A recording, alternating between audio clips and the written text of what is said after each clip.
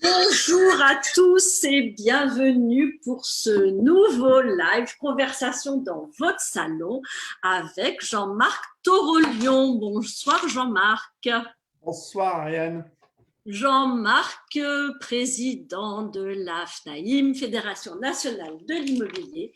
Et alors, on en est aujourd'hui à notre 5e Facebook Live. L'idée, c'est une rencontre dans ton salon, parler du confinement et puis aussi un prétexte pour mieux te connaître et connaître ton actualité. Alors, d'abord, on est où? Où est-ce que c'est chez toi, Jean-Marc? Chez moi, c'est à Grenoble et puis c'est en ville.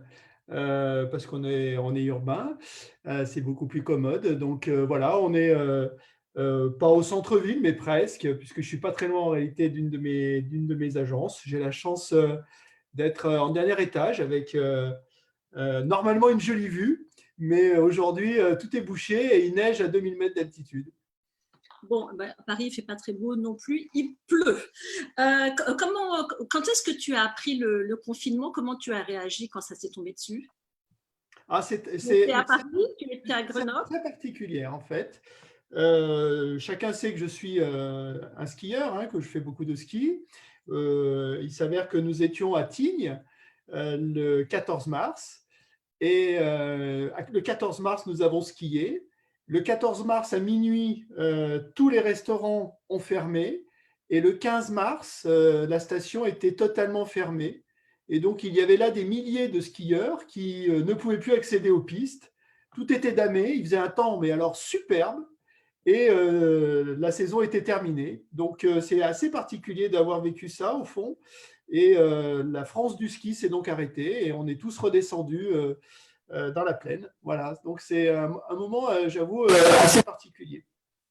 Comment ça se passe une journée de confinement? Même là, on en est à la 7e semaine. Tu as un rituel le matin au réveil? C'est quoi le rythme de Jean-Marc Torolion? Jean-Marc Torolion boit beaucoup de café le matin. C'est le moment où il pense en général. Je lis aussi un journal économique. Et puis, je vais à mon agence de Grenoble quand je n'ai pas de vidéoconférence tout de suite immédiatement, où je passe la matinée. Et l'après-midi, je reste chez moi et je travaille. Je profite de ce moment-là pour à la fois animer ma fédération, travailler sur les dossiers qui sont en cours. Et puis, j'en profite aussi pour me former. Parce qu'avec l'École supérieure de l'immobilier, finalement, j'étais en retard dans mes obligations de formation. Je dois dire qu'en tant que président, je n'ai pas à m'exonérer naturellement de cette obligation, loin s'en faut, et je la soutiens en plus. Et donc, j'en ai profité pour me former, et j'adore ça au fond. J'adore ça. Alors, donc, à quoi tu t'es formé? À quoi t'es-tu formé ces dernières semaines? Je me suis formé en matière du contentieux de la copropriété, de la fiscalité de la SCI. Là, j'ai révisé tout ce qui était plus-value.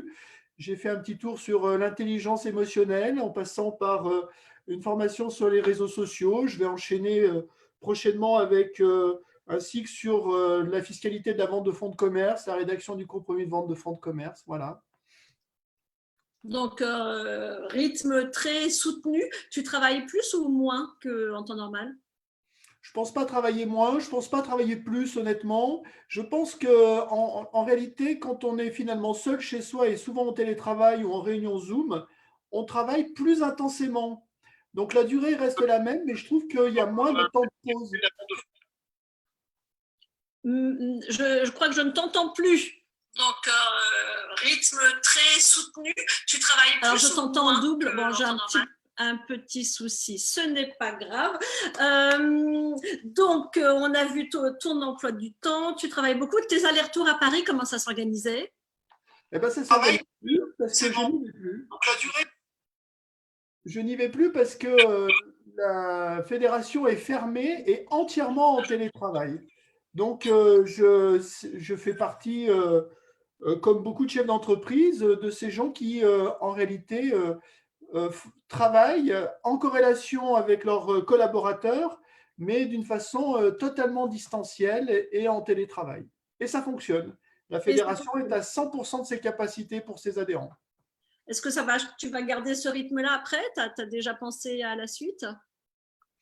Je pense que j'irai à Paris. Pourquoi? Parce que je pense que les collaborateurs ont besoin de nous voir. Je pense qu'on est quand même des gens de contact. Je crois quand même que le one-to-one physique est important parce qu'on y exprime des choses différentes en termes de persuasion, de pédagogie et de force de conviction. Je crois que l'expression, mais c'est pas propre à ma fonction, mais je pense qu'à un moment donné, c'est quand même en étant proche des gens que l'on peut exprimer les choses d'une façon différente que lorsque l'on est à distance, quand bien même on se voit, on s'entend très bien par l'intermédiaire d'un écran. Et ce que je dis là est vrai pour mon métier d'agent immobilier, mon métier de chef d'entreprise, mon job de président de la FNAIM, mais ça reste un élément de cohésion. Donc je ne crois pas du tout que le télétravail se substituera totalement au présentiel. En revanche, je pense que ça nous aura tous fait beaucoup évoluer sur cette question. Et au fond, et je l'ai d'ailleurs déjà dit à mes collaborateurs à la FNAIM, je serai beaucoup plus ouvert au télétravail. Je pense que ça les soulagera en tant que Parisiens et qui ont énormément de transport. Et je pense qu'on instillera sur chaque poste une dose de télétravail dorénavant. Et on aura l'occasion d'en reparler. Donc là, on est sur ton activité fédérale et bon, je grille un peu les étapes, mais on reviendra sur le questionnaire après. Pour les agents immobiliers, la suite, comment ça va se passer? Est-ce que la visio forcément va faire beaucoup de progrès, a fait beaucoup de bons en avant pendant le confinement, ça va rester après et comment la suite va se mettre en place? La suite immédiate va se mettre en place au regard de la pandémie que nous avons et des particularités liées au confinement. Donc, je crois que tous les agents immobiliers, les administrateurs de biens et les syndics ont envie de reprendre. Je pense qu'ils ont, si tu me passes l'expression, ils ont les mollets sous pression. J'ai déjà eu l'occasion de le dire, mais un chef d'entreprise, il se rassure dans l'action. Et le confinement, ce qui est très difficile pour lui, au fond, et même pour nos commerciaux, au fond, c'est l'inaction. Et même si l'action est particulière, même si ça sera difficile, même si les enjeux économiques vont être très importants, on se rassure en agissant et on est beaucoup plus, je pense, motivé en pouvant agir. Et donc le déconfinement, c'est quand même un élément positif. Pour moi, il faut le prendre comme quelque chose d'encourageant et il faut aller de l'avant. On a mis en place un guide des pratiques pour la reprise, en collaboration avec l'UNIS d'ailleurs, pour aider nos adhérents à avoir les bonnes pratiques en étant très opérationnel. Comment on fait une visite, comment on fait une assemblée générale, comment on va faire un état des lieux, comment on va accueillir nos collaborateurs et nos clients. L'objectif étant d'être, j'allais dire, en situation de sécurité, à la fois pour nos clients et à la fois pour nos collaborateurs. Donc, on a envie de reprendre et la fédération également réouvrira progressivement ses portes en faisant en sorte que nos collaborateurs progressivement réintègrent le 129 du Faubourg Saint-Honoré. Le timing, c'est quoi? C'est le 11 mai? C'est le 11 mai. Pour la fédération, ça sera une semaine après. Mais concernant nos agences, je suis persuadé que dès le 11 mai, la plupart d'entre elles, en tout cas pour celles de la FNAIM, seront ouvertes. D'accord. Pourquoi tu dis pour celle de la FNAIM? Parce que, étant président de la FNAIM et connaissant mes adhérents et en ayant des contacts avec eux, je sais exactement ce qui va se passer. Mais je crois que ce n'est pas propre à nos adhérents, bien évidemment. Bien évidemment. Mais nos adhérents ont été, je crois par contre, particulièrement bien informés pendant cette période et je pense qu'ils ont tous les outils aujourd'hui pour pouvoir redémarrer. Il y a eu beaucoup de transactions pendant ces périodes qui ont eu lieu malgré la fermeture des agences, malgré le confinement, parce qu'on entend des réseaux ici et là dire on a fait tant de mandats de vente, tant de promesses signées malgré le block-out. Qu'est-ce que… Non, moi je sais à peu près, c'est-à-dire que là où la FNAIM, les membres de la FNAIM en mars ou en avril faisaient en moyenne 35 000 ventes par mois, il s'en est fait 2000. Et la plupart d'entre elles, en réalité, sont le résultat de négociations antérieures. Donc, voilà, soyons clairs, le marché a été suspendu, on est à un moment de non-marché et on va reprendre notre activité. Est-ce qu'on la reprend là où on l'a laissée ou on va la reprendre d'une façon différente? Quoi qu'il en soit, la façon de travailler sera un petit peu différente parce qu'on va accentuer énormément la découverte client avant de déclencher les visites. C'est vrai pour la transaction et c'est vrai pour la location. Et puis, on va certainement être à un moment où les agences immobilières vont devoir appréhender le marché et le positionner au bon endroit. C'est pour ça que moi, je ne suis pas inquiet sur la place des intermédiaires demain dans le marché de la transaction. Je ne crois pas du tout au développement du marché du particulier. Parce que si demain, un vendeur et un acquéreur se mettent face à face sans intermédiaire, je serais curieux de savoir quel prix ils vont donner à leurs biens, et l'un et l'autre. Et les premiers qui auront étalonné le marché et trouvé le juste prix, qui pourra être peut-être identique à celui que nous avions laissé le 15 mars, mais ça, c'est nous qui le dirons, c'est nous qui le verrons, c'est nous qui le structurerons. Et donc, au fond, à quoi vous allez le voir? Parce qu'on peut se dire aussi qu'un agent immobilier, le 12 mai, il aura, voilà, après cette semaine de non-marché, est-ce qu'il aura une idée sur quoi il va se baser? Non, il ne va pas avoir une idée le 12 mai. Il aura, à mon avis, une idée en quasiment 15 jours, 3 semaines. 15 jours, 3 semaines. Ouais. Pourquoi? Parce qu'on aura tout de suite l'ambiance générale entre les acquéreurs, les vendeurs, les projets qui se maintiennent, la situation des banques par rapport à ces projets-là, et ça va être peut-être déterminant. Et puis, on verra tout de suite aussi quelques fondamentaux quand même, les situations de l'emploi, la confiance des Français dans l'avenir, tous ces fondamentaux qui ont nourri un marché jusqu'à maintenant. Est-ce qu'ils seront au même niveau? Je ne le crois pas. Et donc, on va tout de suite appréhender ce marché. Et donc, notre rôle, nous, d'intermédiaire, c'est d'amener le vendeur ou l'acquéreur là où il doit être, c'est-à-dire au juste prix. Et ce juste prix, il va résulter de la concentration de l'offre et de la demande qui ne peut se faire qu'au travers des agents immobiliers. Et c'est pour ça qu'en fait, c'est nous qui allons détenir à un moment donné l'information clé. Ce qui est très intéressant pour ces 3 ou 4 semaines qui vont arriver, voire même plus, hein, peut-être 2 mois, c'est que nos clients avaient tous une idée du marché au fond. Ils étaient tous proto-experts. Mais là, c'est fini. C'est fini parce que, j'allais dire, les modes de calcul antérieurs, personne ne peut les valider aujourd'hui. Et donc, ceux qui vont être aux premières loges pour établir et réétalonner le marché, ce sont les agents immobiliers. Et donc, c'est vers eux qu'il va falloir se tourner pour avoir une réassurance dans son projet immobilier. La partie digitale en amont va être de plus en plus importante. Est-ce qu'on peut imaginer qu'elle soit tellement importante, qu'elle soit autosuffisante et que finalement on puisse se passer de l'intermédiaire? L'intermédiaire, non, je ne crois pas, parce que qui va détenir qui va détenir les outils? Je pense que ce sera plutôt nous. Non, je ne crois pas du tout qu'on se passe d'intermédiaire, et on s'en passera d'autant moins si le marché se détend. Je veux dire, la notion de marché très tendu était peut-être une forme de facilité dans la vente qu'on ne retrouvera pas à la sortie. Et encore une fois, c'est comme cela d'ailleurs que se rétablira vraisemblablement de nouvelles parts de marché, se rétabliront de nouvelles parts de marché au profit des intermédiaires dans un marché peut-être un petit peu plus difficile. Et donc, les outils, par contre, vont peut-être modifier notre approche. Je pense qu'en location, par exemple, on pourra, et on l'a déjà fait en période de confinement, on pourra louer quasiment sans visite. Plus on va s'approcher de visites virtuelles qui seront efficaces et puis, j'allais dire, techniquement les plus propres possibles, plus on va pouvoir accompagner nos clients dans la visite virtuelle et réaliser ces locations sans visite. Ça, c'est possible. En transaction, je n'y crois pas. En transaction, je n'y crois pas. Par contre, ce que je crois, c'est que la dématérialisation d'un certain nombre d'actes en transaction est en route. Moi, je m'intéresse beaucoup, par exemple, au décret sur les notaires qui permet l'authentification à distance. Pour moi, ce décret devrait être pérennisé, parce que je pense que dans la chaîne de valeur, on va réécrire cette chaîne de valeur-là. On va la réécrire après le confinement et on va la réécrire différemment. Et je pense qu'on est en train nous-mêmes d'avoir mis Fnem Legal by Modulo à la disposition de nos agents immobiliers. En fait, je veux qu'ils se réapproprient la rédaction de l'avant-contrat, qui est pour moi la clé de la vente.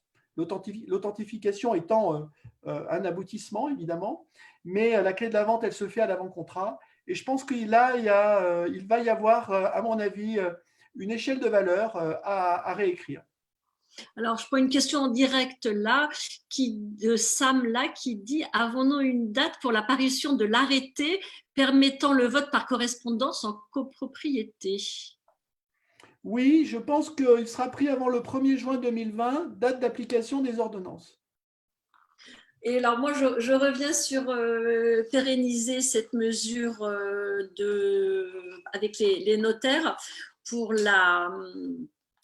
la signature électronique chez le notaire. Aujourd'hui, ça va jusqu'à la fin du confinement. Non, ça va jusqu'au mois de juin. Tu peux nous rappeler le cadre? Juin, je crois, mais moi je pense qu'il faut le garder parce qu'au fond, c'est une évolution notable des métiers et je crois qu'il faut enclencher au contraire cette digitalisation. La digitalisation également de la purge des droits de préemption doit être mise en place. La digitalisation de l'ensemble des formalités liées à la vente doit être mise en place et on peut réécrire en France la façon dont on acquérera demain son titre de propriété. Donc je pense que la legal tech, pour être très clair, va être bousculée et il y a un vrai enjeu. Je reviens sur la question quand même de la personne sur la copropriété. Telles que les choses se dessinent, je pense que la prolongation de la période de l'urgence sanitaire va décaler également un certain nombre de délais concernant la validité de nos mandats et concernant notamment la date à laquelle nous allons réunir nos assemblées générales. Ça va être prorogé, peut-être au-delà même de 2021. Et nous travaillons avec le gouvernement pour, au-delà du décret concernant le vote par correspondance, alléger peut-être les formalités de la vidéo assemblée générale pour pouvoir nous permettre de contourner le problème de la limitation des réunions à 10 personnes, qui est un vrai problème au fond pour nous, syndic de copropriété, dont le gouvernement est tout à fait conscient, et j'en ai discuté pas plus tard qu'hier avec eux. Donc on est au travail sur ce sujet-là. Jean-Marc, comment tes relations avec les notaires, elles ont été assez houleuses en début de confinement. Elles en sont où aujourd'hui? Est-ce que le fait que ce décret soit passé, ça a un petit peu apaisé les relations? Non, mais moi, j'ai pas peur d'avoir de mauvaises relations avec les notaires si je pense que notre action est légitime pour les adhérents et la survie de nos entreprises. Je crois qu'en réalité, on ne va pas refaire ce débat-là, mais le décret du 3 avril a été pour nous l'aboutissement de ce combat. Sur le terrain, qu'est-ce qu'on constate? On constate que des études sont capables de travailler d'une façon moderne et que d'autres ne le font pas. Parce que je pense qu'il y a un retard vraisemblablement dans l'équipement nécessaire pour ces études pour digitaliser leurs actes. Mais on a des études qui ont magnifiquement travaillé d'une façon continue. Je crois qu'à la fin de cette période, j'espère en tout cas que l'ensemble des études de notaires vont reprendre très rapidement les flux normaux parce qu'ils détiennent de la fiscalité pour les collectivités territoriales qui vont en avoir énormément besoin. Ils détiennent des flux pour les promoteurs, ils détiennent des flux pour nos clients et ils détiennent des flux pour nos entreprises. Donc, à un moment donné, quand on est après tout gardien du sceau et qu'au fond, on a une mission de service public, eh bien, il faut naturellement savoir l'assumer. Moi, j'ai déjà utilisé cette formule et je n'ai pas peur de la dire, c'est quand la marée descend qu'on voit ceux qui ont gardé leur maillot de bain. Et je pense qu'on tirera les conclusions de cet épisode dans l'avenir de nos relations d'une façon professionnelle, mais d'une façon, j'allais dire, critique et avec vraisemblablement une forme nouvelle d'exigence en ce qui nous concerne. Autre question, toujours de Sam. Pouvons-nous envisager, je ne vois plus la suite, une signature de l'acte authentique chez l'agent immobilier avec une certification du document a posteriori chez le notaire?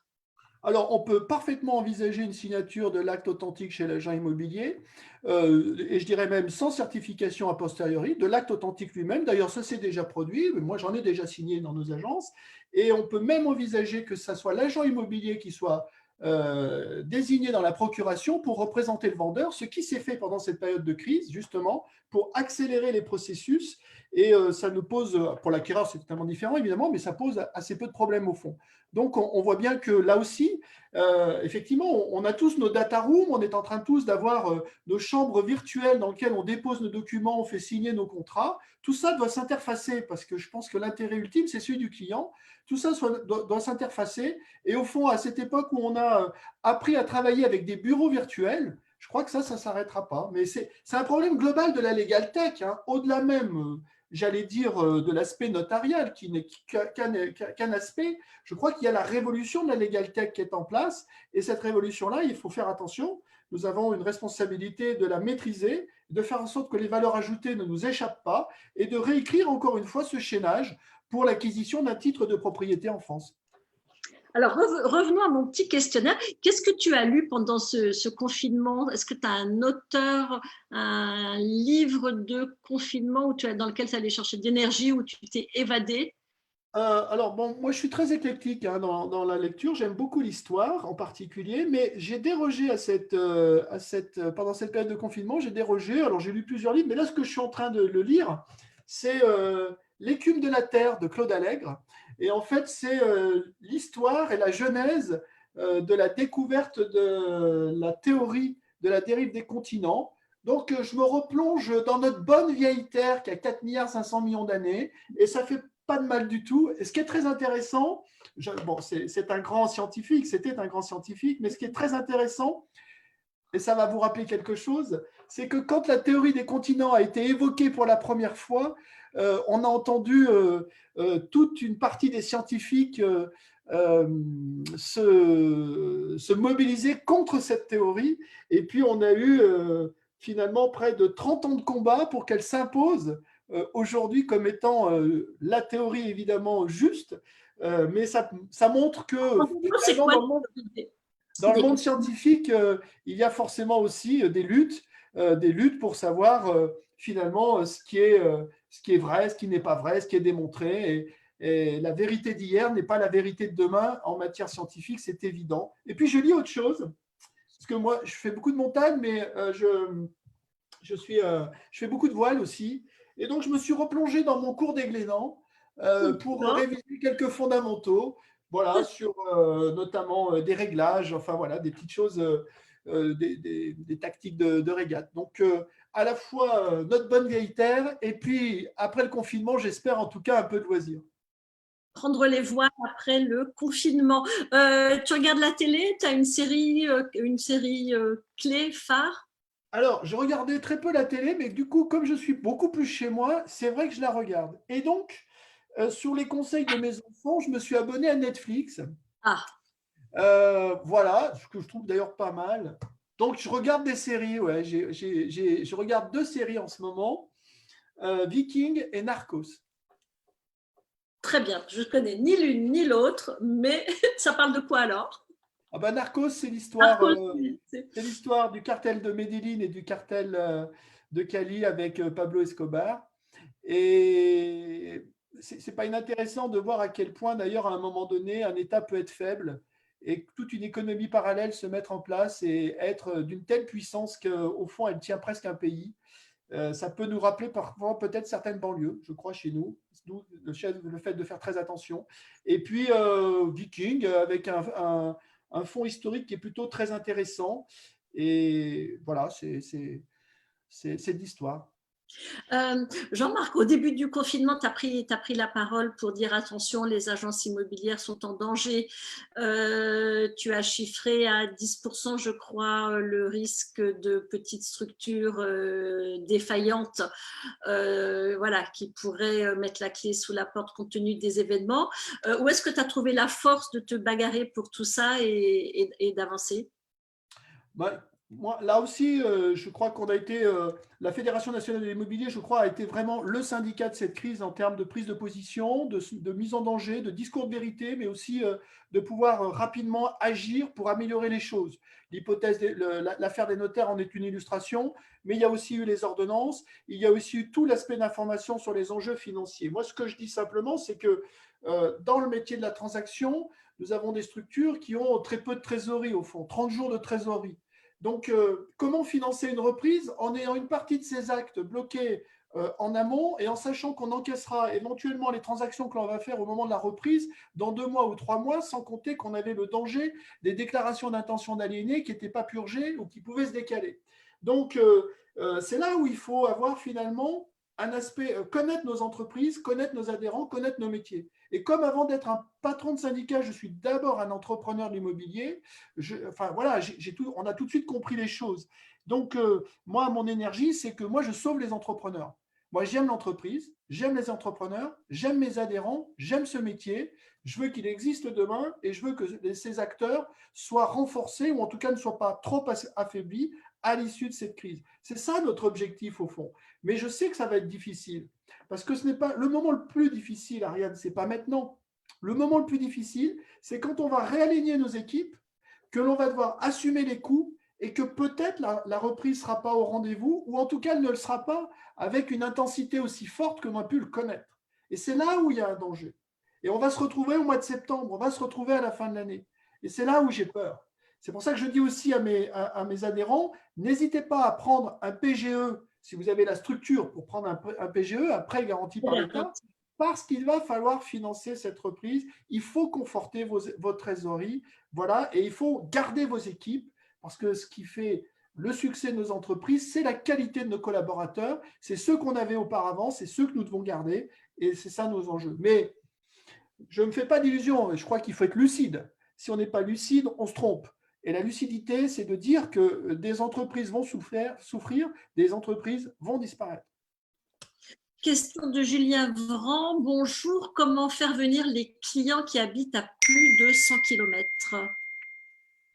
C'est une vraie question, puisqu'on ne peut pas aujourd'hui les faire venir. Donc, les clients de plus de 100 km, pour l'instant, vous ne les faites pas venir, mais vous les tenez, si je puis dire, au chaud, parce que vous allez devoir justement développer la visite virtuelle, justement presque les accompagner, essayer d'avoir un maximum de visites à 360 degrés de vos biens pour pouvoir au moins susciter l'intérêt et toujours l'engouement. Et il faut attendre. Donc, oui, c'est un problème, les 100 km.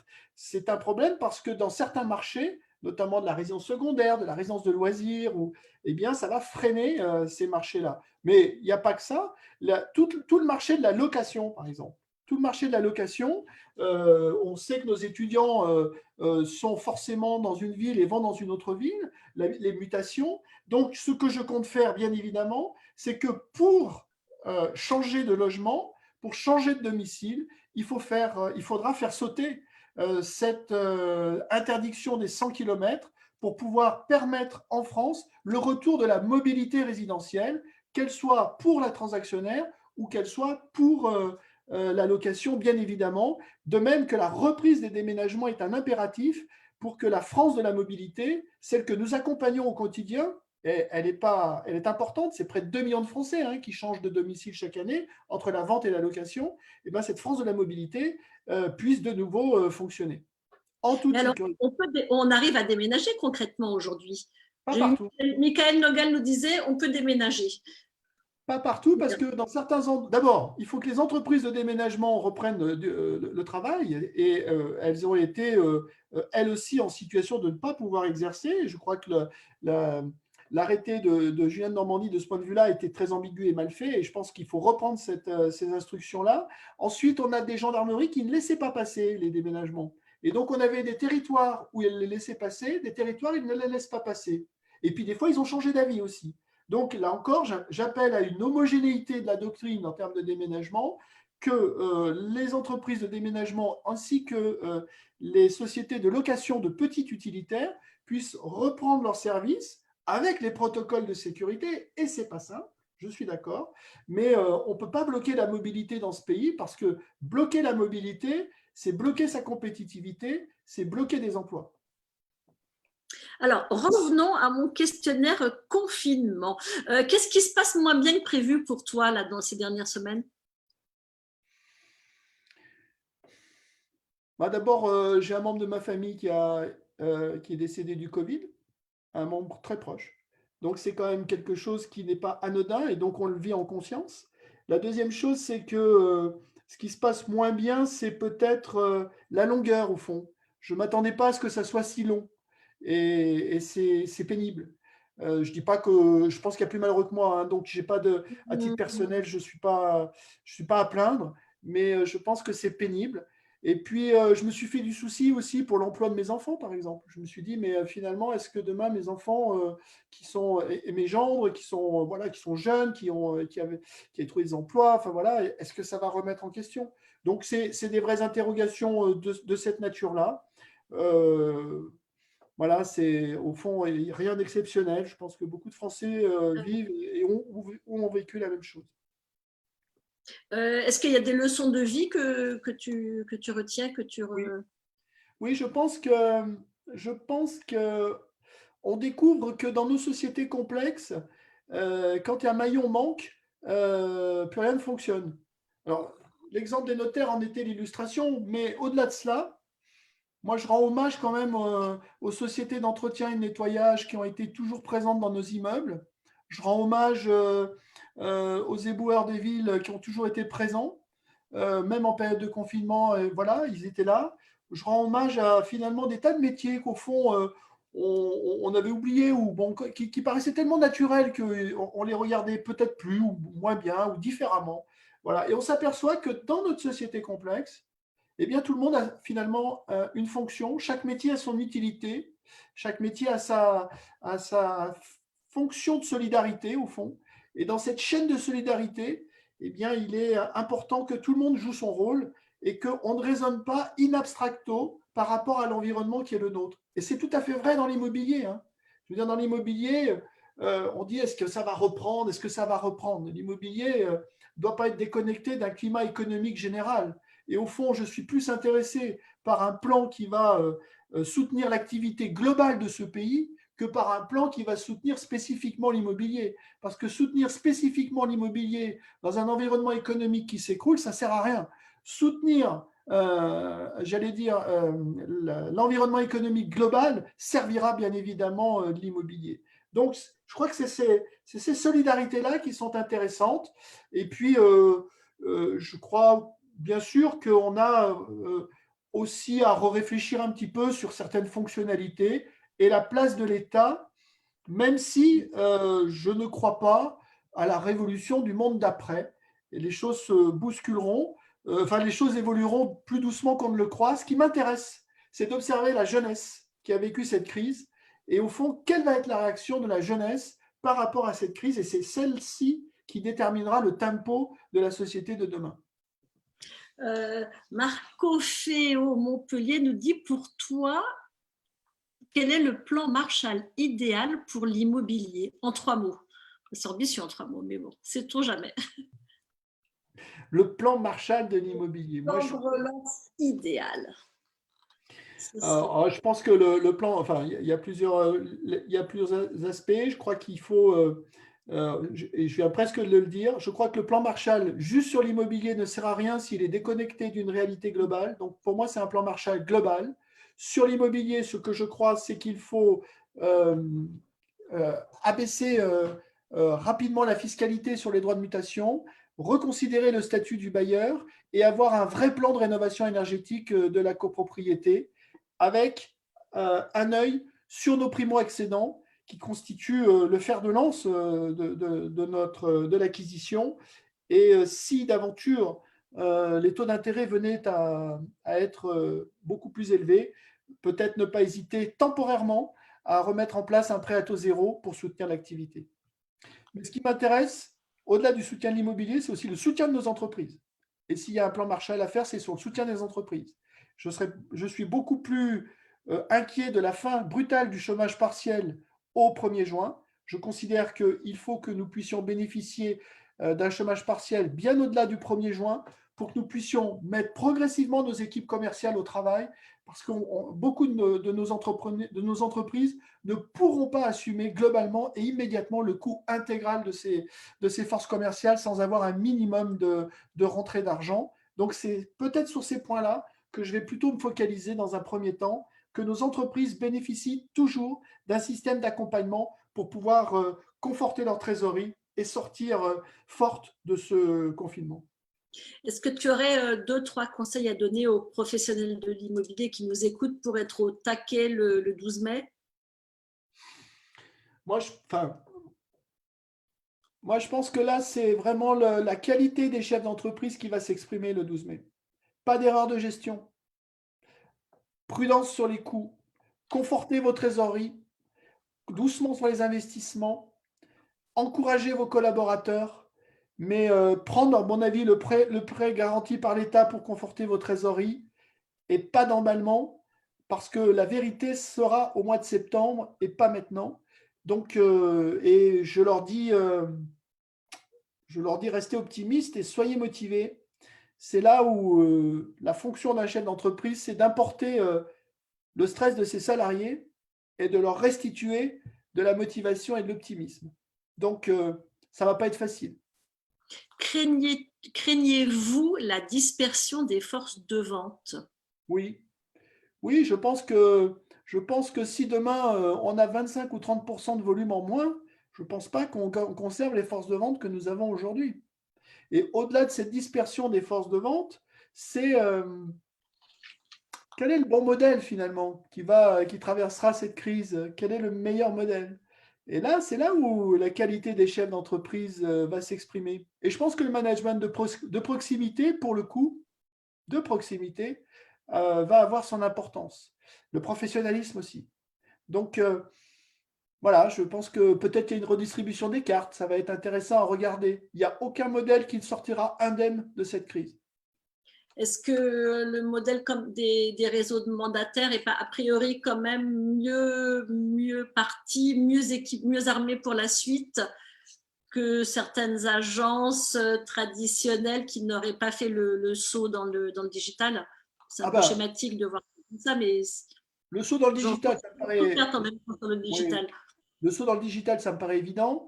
Ensuite, n'oublions pas que parmi nos adhérents, 68%, 64% ont un deuxième métier, voire un troisième métier.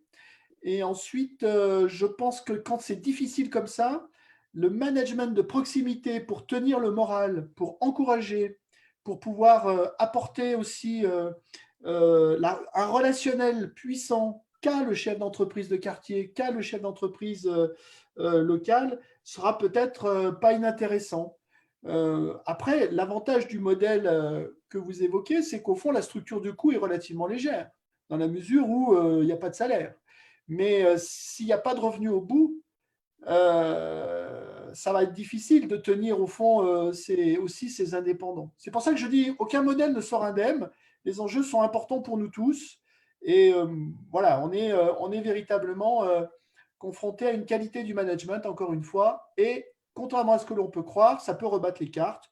Et je n'ai, pour ma part, euh, pas de crainte particulière par rapport à tel ou tel modèle. Au fond, ce qui m'intéresse, c'est la qualité du travail que l'on va accomplir pour nos clients, parce que nos clients aussi vont avoir besoin d'être assurés. Ils auront plus que jamais besoin de notre professionnalisme. Alors là, on était sur les conseils aux pros et pour un particulier qui avait un projet immobilier juste avant cette crise, qu'est-ce que tu as envie de dire? On attend d'y voir clair, on reprend ses recherches, on se Bon, pose, on voit ce que ça donne. je crois que le particulier qui avait un projet avant cette crise, il peut largement conserver ce projet. Pourquoi? Parce que le marché peut être, du coup, peut-être un marché d'opportunité. Ce peut être aussi un moment où un certain nombre de biens peuvent revenir à la vente d'une façon intéressante.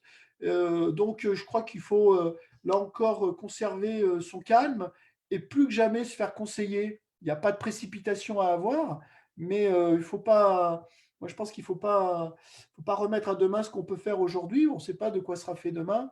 et l'immobilier reste la valeur refuge, et c'est ça qui est intéressant au fond. C'est que c'est une valeur, je le dis souvent, hein, c'est une valeur transmissible, c'est une valeur de rendement, c'est une valeur affective, c'est une valeur tangible. Et l'immobilier a traversé toutes les crises. Donc, je crois que les investisseurs seront de retour sur l'immobilier, c'est sûr. Je pense que ceux qui avaient des projets doivent, si leur situation personnelle est confortée par rapport à ce qui motivait leur projet, ne doivent pas le remettre. Il y a une période d'observation, qu'ils se fassent accompagner pendant cette période d'observation par les professionnels qui sauront à un moment donné déterminer le juste prix.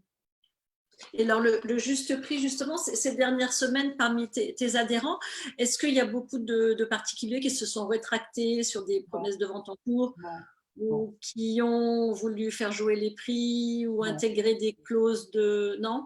Non, non, non, non, non, non, non, non, non, non, non, quand on a dit que le marché était suspendu, il est suspendu, c'est-à-dire que on est dans un moment de non-activité, de pause, voilà, et on va voir de quel côté ça va basculer. On va voir de quel côté ça va basculer. Avant-dernière question, comment tu segmentes le marché du luxe? Il est plus atteint, il va être plus atteint, plus souffrir au niveau des prix notamment. Tu as une vision là-dessus? Une crise arrive toujours par le luxe et la reprise se fait toujours par le luxe. Moi, j'ai toujours constaté ça.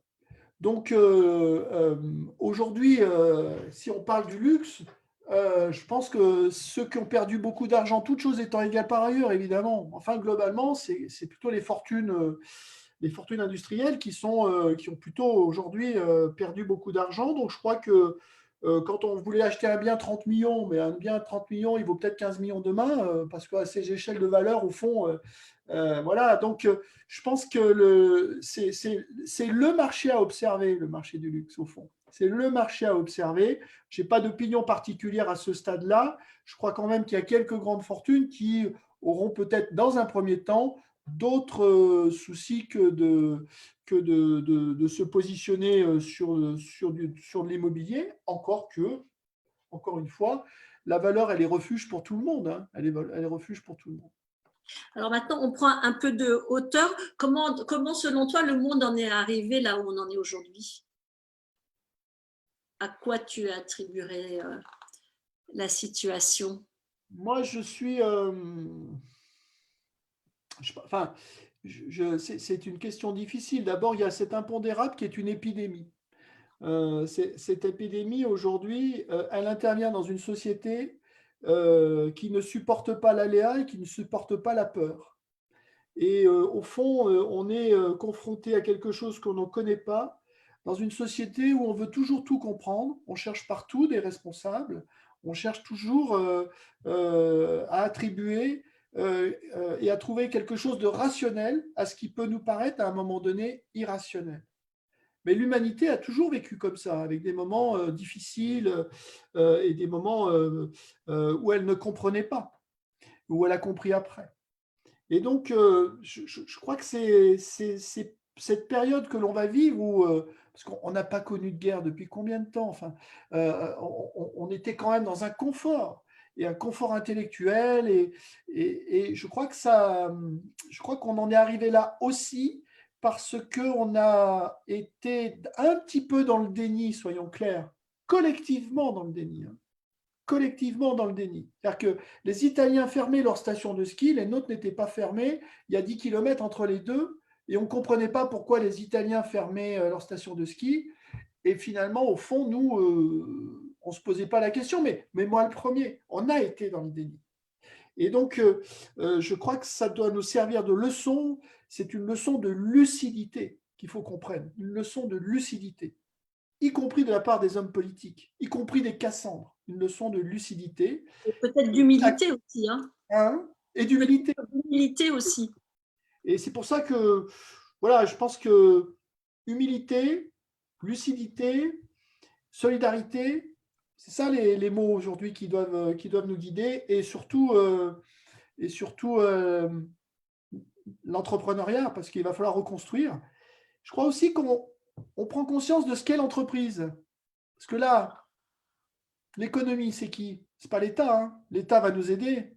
La dette que l'on va creuser, il va falloir la rembourser. Mais on se rend compte que tout le monde économique repose sur les épaules aujourd'hui d'entrepreneurs qui vont devoir affronter les choses avec beaucoup de courage, beaucoup de lucidité, beaucoup d'envie, devoir y mettre aussi peut-être de l'argent. Et donc, c'est là où la dynamique entrepreneuriale doit s'exprimer. Voilà, après, moi, je suis pas, je suis peut-être un petit peu critique à l'égard de l'OMS, qui a peut-être pas joué son rôle à fond.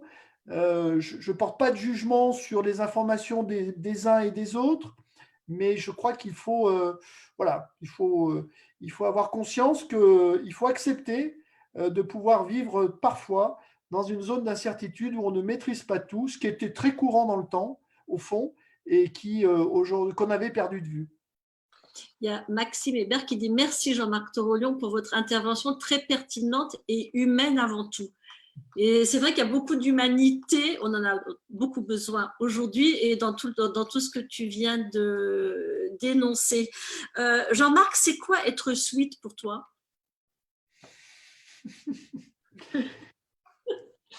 Bon, être sweet, au fond, c'est peut-être d'avoir une capacité à un petit peu sortir de son rôle pour être euh, dans une approche un tout petit peu plus personnelle, même si j'aime pas trop me livrer à titre personnel.